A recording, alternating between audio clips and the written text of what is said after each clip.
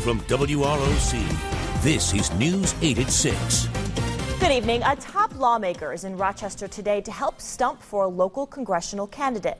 Speaker of the House John Boehner is on the campaign trail for Republican County Executive Maggie Brooks. She's in the running to take the job of longtime incumbent Democratic Congresswoman Louise Slaughter. News 8 is your local election headquarters. Our own Mark Gruba attended today's campaign event. He joins us now live from the newsroom. Mark? Well, Tina, we are talking about a valuable seat in Congress. One Democrat, Louise Slaughter, has locked up for quite some time. Speaker Boehner today made it clear why he came to Rochester for Maggie Brooks, saying this is a race we can win. House Speaker John Boehner gave a room full of Monroe County's top Republicans exactly what they came to hear. Now, there's nothing worse than having people elected to office who've never done anything. Oh, I can probably think of some of them, all right?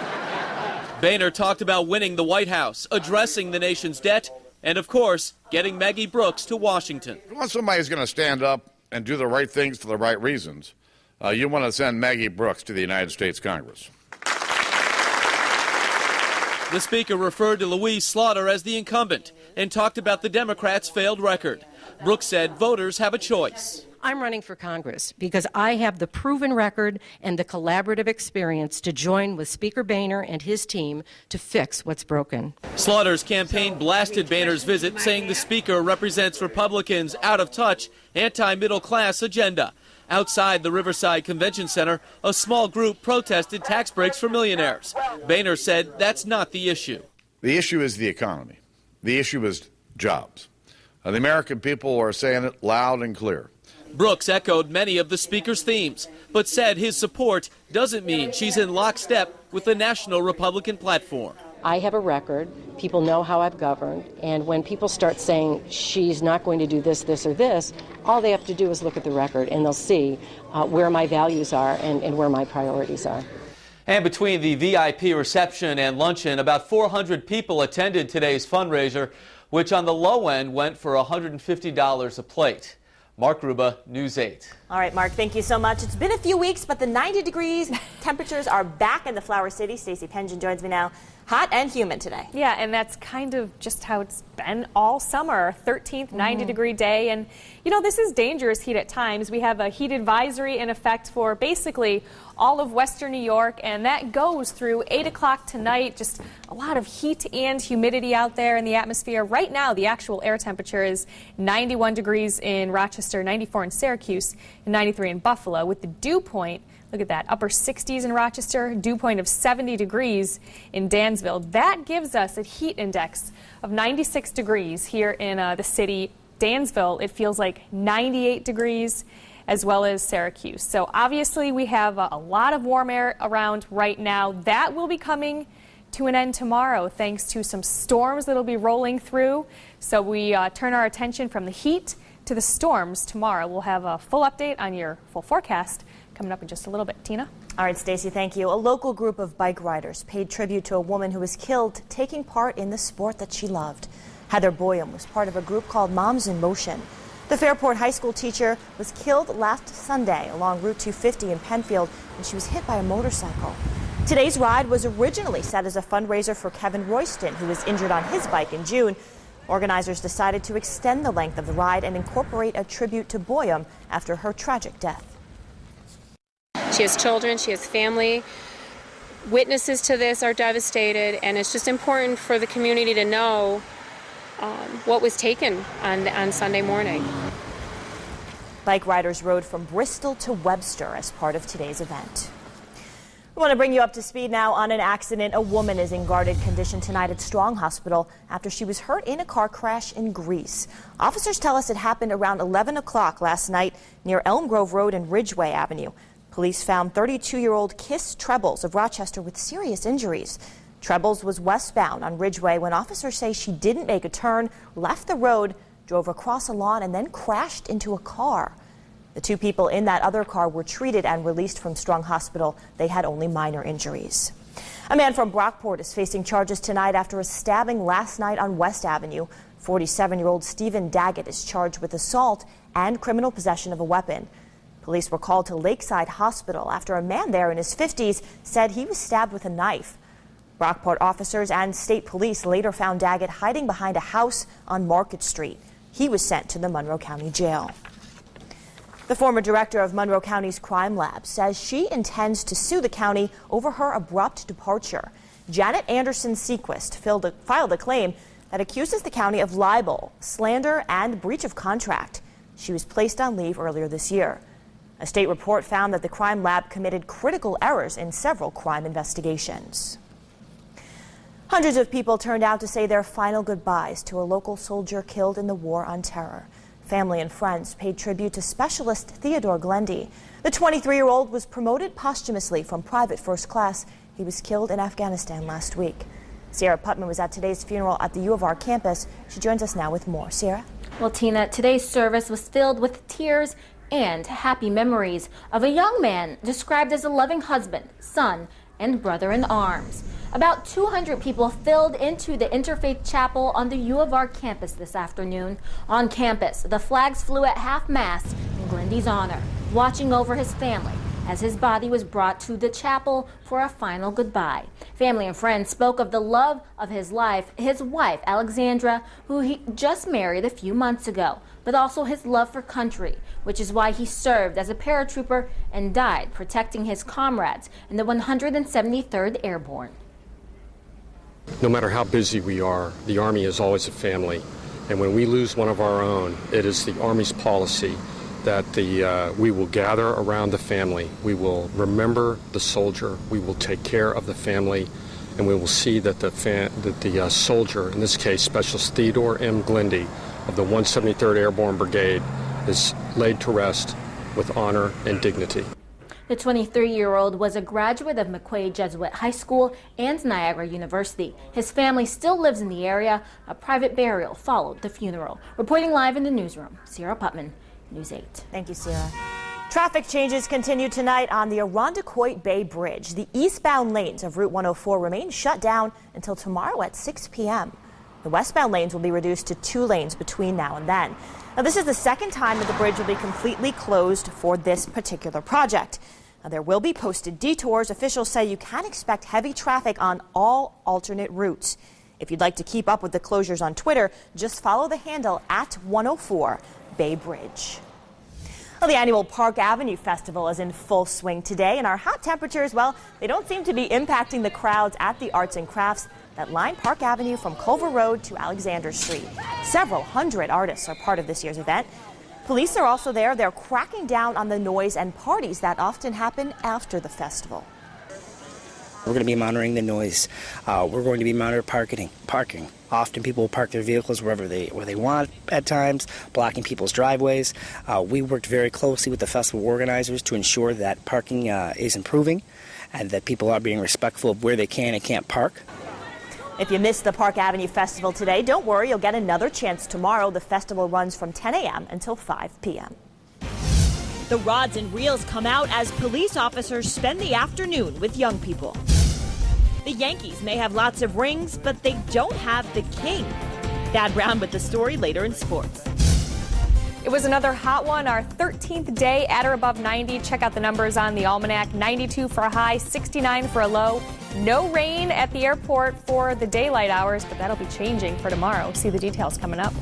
You're watching the team you can trust. Tina Shively, Rochester's most accurate forecast from meteorologist Stacy Pengen, and sports with Thad Brown. This is News 8 at 6.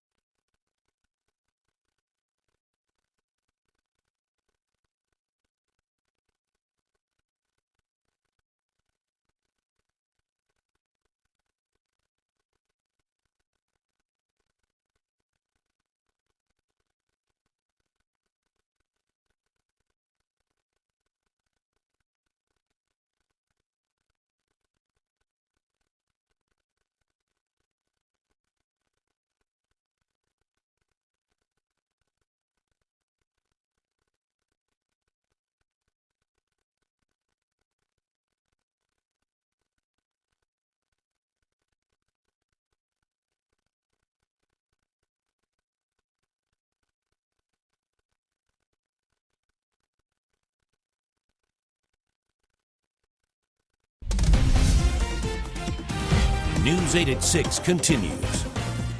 Well, if you've been fishing, you know it involves a lot of sitting and talking and sometimes little to no action. Well, the Rochester Police Department is taking advantage of that downtime by spending it with young people. It's called Fish with a Cop, and its goal is to help kids feel more comfortable with officers. The Rochester Police Activities League took children fishing in an area of Seneca Park today. A local fishing shop donated all of the equipment for both the kids and the cops to use. Officers say they like this type of interaction. I grew up in the city. I grew up off of Hudson Avenue, and I remember back then it was Teens on Patrol. The police would come in and work with the teens, and I enjoyed that. So I want to get something back. Similar events in the past have involved other sports, including baseball. Stacey, anybody playing baseball outside today is likely sweating a lot. Yeah, baseball, football, the Bills are playing today. Well, not playing, practicing. But anything you're doing outside, obviously, it's a hot day, mainly dry right now. Things are changing big time in the way of some storms. See when they arrive and what they may contain. Coming up next.